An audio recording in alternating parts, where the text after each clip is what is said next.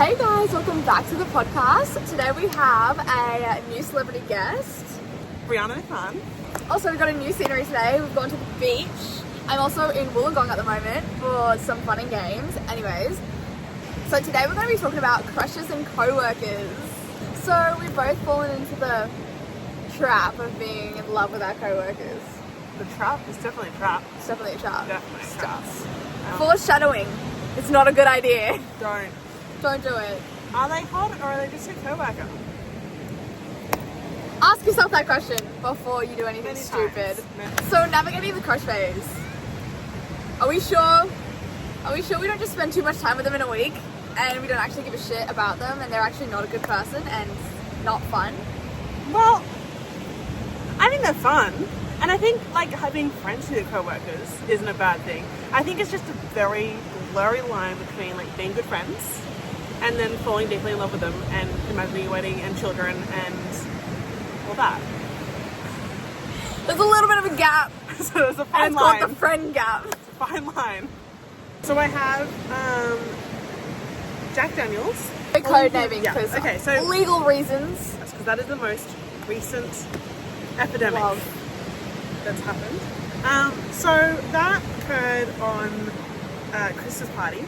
Now, number one rule, when you ever have work Christmas parties, do not, and I say do not drink. Yes, there's free booze, but don't drink if you can't trust yourself. If you know that you are the type of person who, when they get a bit intoxicated, like to get a bit frisky, don't do it. Because it will lead to circumstances where you may or may not end up hooking up with someone, and this someone might or might not be your ex-best friend's crush. Unfortunately, I don't have the I drank excuse because I don't drink.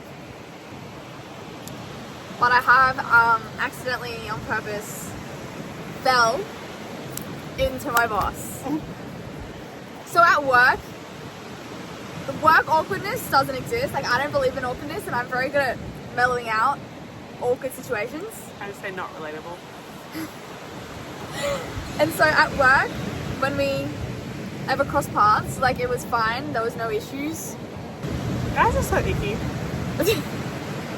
No, genuinely. Because, like, you look in your crushes and you're at work and you're like, oh my god, this is the most attractive man I've ever seen in my entire life. You leave work. You might not go to work for, say, 2 weeks. You then, like, look at social media and they've changed their, like, profile or something like that. And it is the worst photo you have ever seen or known man, like, known, what is it saying? Worst photo known to man. That's, why did I choose to hook up with this person? And then you have to walk back into work. Or you might not have hooked up with this person. You also just had a mad crush on them for 2 years. And yeah. So are they hot or are they work hot? That's my motto. There's definitely a difference. There's definitely a difference. Oh are they hot or they work hot? Do you know what annoys me? When the guy initiates, but then like fucks off.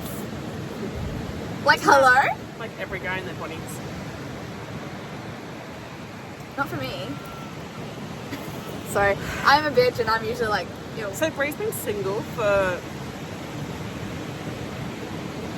This is my 5th year. Making a move? That's not Don't happening. make a move! Don't make a move. Yeah, I know you make a move. I do make moves. Don't do it though. I make moves. Actually, no. I don't make moves. They still find out that I like them. And then they just choose to not talk to me. And then they tell me that they're not into dating co-workers, which, like, understood. Get it. But then they go and date a co-worker. Take them at face value. Fuck's that mean? Like, don't think too deep about it. If they say they're not going to date a co-worker, just take it as that. Don't think into it. If they end up dating another co-worker, then you know that either... You're not the one. You know you're not the one. Moral of the story, be your own fucking work crush. Yeah, that's cute. Thank you. Moral of the story is don't. Because when it all falls apart, which it will. I think there are some stories. Okay, there are some stories out there where, you know, it's just not they you though. fall in love and they get married and they have children and it's a happy story. But that is like a 1 in a billion. So until you... Yeah. Anyway. What the fuck do you do when it falls out? Yeah. What are you gonna move? Country? No. Quit your job. Yeah, but what if you love your job? Hashtag I love my job. Same. Sorry, I forgot. You know what? So we both love our job. And we do not want to leave our job No. in the foreseeable future. Which means relationship at work falling out. Not on the bingo card for this year. So no romantic relationship with coworkers this year. That was a 2024 thing, and a 2023 thing, and a 2022 thing, and a 2021 thing. Not a 2025 thing. We'll see. There are no pros. You're so like, this is not happening. You cannot do it. No one's ever allowed. What if that ever stopped you? It's stopping me now. It's okay to have work crushes. Everyone has it. You're in such close proximity with these people for long hours of the week, sometimes more than everyone else, more than your friends, more than everyone, like anyone you see outside of work.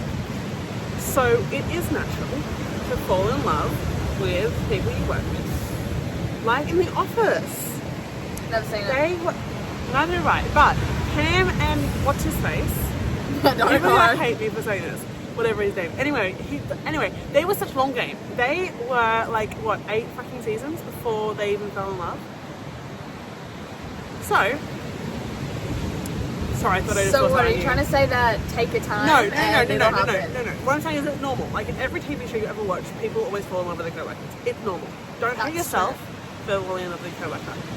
What you should not do... Don't hate the player, hate the game. That, yep. No, what you should do is embrace it, accept it, and learn how the fuck to move on. Find it.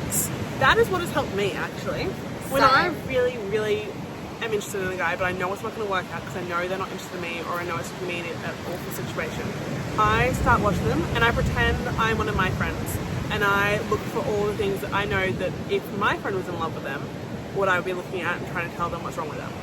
Or they just get a girlfriend, and that one helps too. But another good one, your best friend falls in love with a guy. So that also forces you to move on. We'll cut that bit out.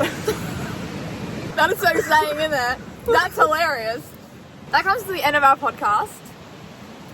I hope you learnt something. We didn't just degrade all relationships in general. We didn't degrade all relationships in general.